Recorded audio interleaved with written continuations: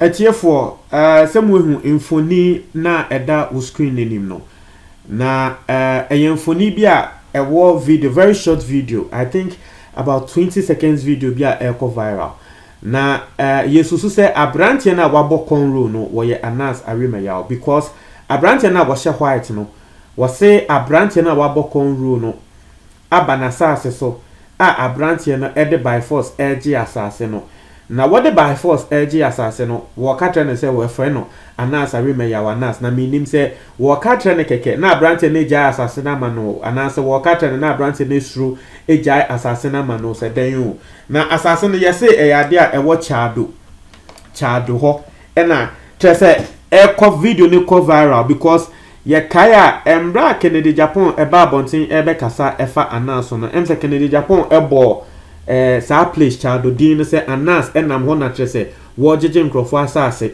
iti abrantie na wo hye white no na wo ka wo video nim se ende woni sa abrantie no ebewu ewo ho wo tre ne se Anas Aremeyaw wo se wo ya Anas Aremeyaw no wo be miamia agema asase wo be miamia agema asase etiefo dem ne wo kasa wo kɔ Twitter pa trendy gidigidi enye easy ebi mo claim say we dey ye besi dey hu say the kre Anas na nkasa ebi mo so claim say hey we dey ya Anas minimum Anas we yo no ebi mo so claim say wo Anas na enya ade a wo Ghana na we enya Anas iti ne say na wa hu picture no ene abrante na wo gina ne nchen no eno ene nsema maboso atrel se abrante ni claim se wo ye Anas abrante na wo hye white no na sase e wo chado na abrante no ekoje na wo se wan ti ase emma no etiefo enye easy enya asem ketwa enya asem kuma na nkrofo ebegu ho a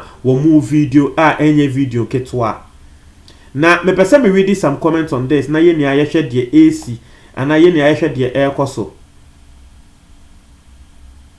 because ebimu claim will be say is that Anas Aremeyaw in the video fighting and then the question I will be bisa say Anas no video ni mu a walk ana and ebi mo tre say is he truly Anas and also the question I will be bisa say we there Anas na nkasa na because asase ho and ambratie mienu no wo moko and abaako na tre de hye white ne say oye Anas Aremeyaw Anas na me nim say wo ka tre na we gya asase na mana and now we catch and na brand ne hu say ne kre wo ye Anas but as it stands now no ye ne nim say Anas Aremeyaw Anas no we obi a watai ekata ne nim and so we don't know and we cannot tell say a brand na wabo konro no eyo no Anas say enyo no Anas.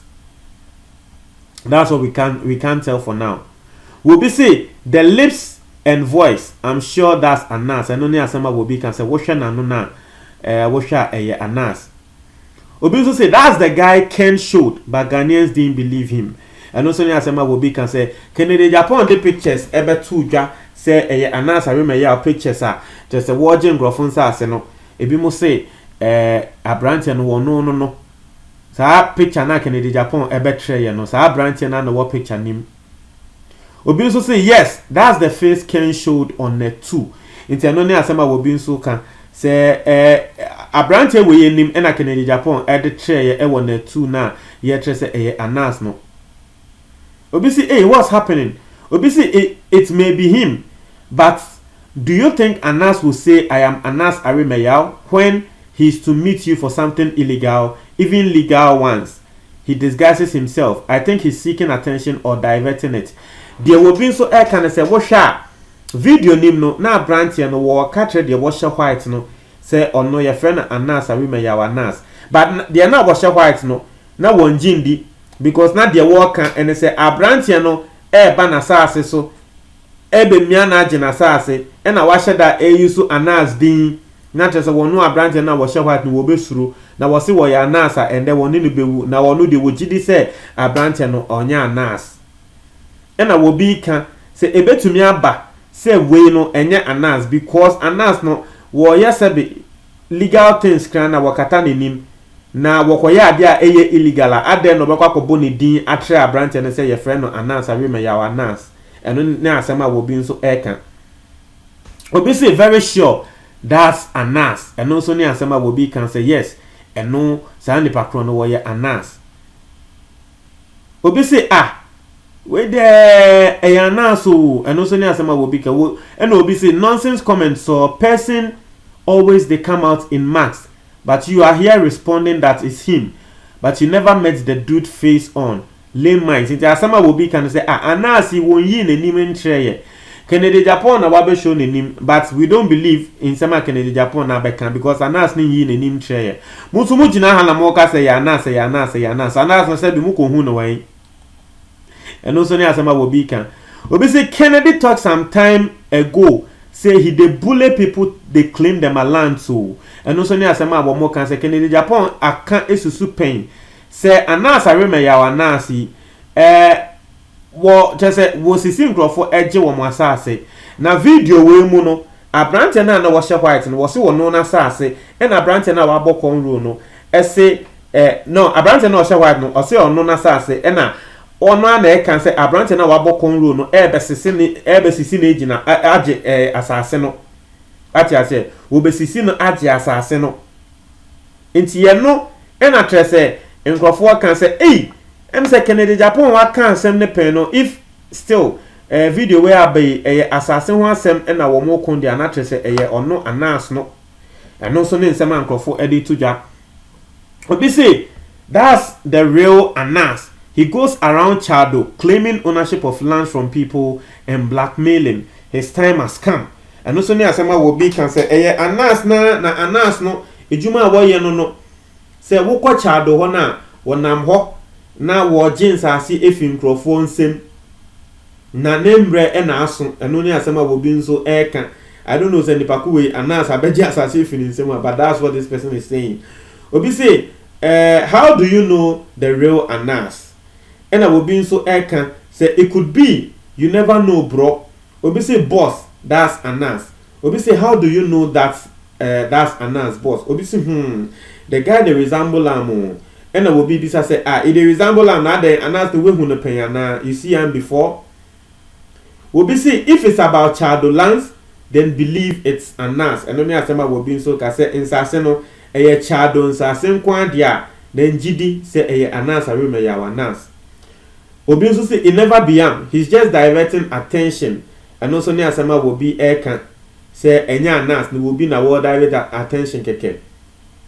Obi say I don't know what you are talking about. Obi say all right, I got this. Obi also say okay. Obi say hey Anas pan na wire dread no. Ana konro na nipa kone can say hey Anas there Anas pan na wabo konro no. Obi also say Anas is coming to do what? Obi say that's him. His legs and hairstyle. His leg and hairstyle. No, not just say you go for share ni tini nyama ni tini ni nyama na musu say Anas arema ya Anas no. Obi say yes, it is Anas. Obi say the voice though. Obi say he is the one. At here. Obi also say this was at the number 12 premiering photo taken from behind when he arrived. Charlie. Obi say that's him. And only asema will be can say Anas arema ya Anas na because Anas no to me who say the pictures near na what the babontin na ngofo hu no e public gatherings no na chese nitiefu enti se nda waboniti a enya wanwa se ne hu wo picture nim nda waboniti enya wanwa na Anas no eno so ne asema will be can will be the picture be kra ba a wo hwa Anas a wo hye max no was sa brand na brand is no. Obi say that's him. Obi say yes, that's him. You know, and no nsema eba. Obi say that's not Anas. Obi say who watches the Watchman? And no nsema eba say Anas arema ya Anas. Wokun asase ho e wo Chado. Video no ko viral. Let's for na video no monko me Facebook page. Me Facebook page mo be hu video no e wo ho. Mo ko me Facebook page na video no e bo ho. Mo benye bi na trese mo ahwe. Nti no eno ene ade a eda ho montra mo adwen e wo comment box ni mu montra mo adwen wo comment box ni mu me the link of the video no ebeto comment box ni mu click so na kohwebi na wonso tra wa adwen se wugidi se Anas arema ya Anas say enye Anas arema ya Anas nso kɔhwɛ bi na kyerɛ w'adwene for medase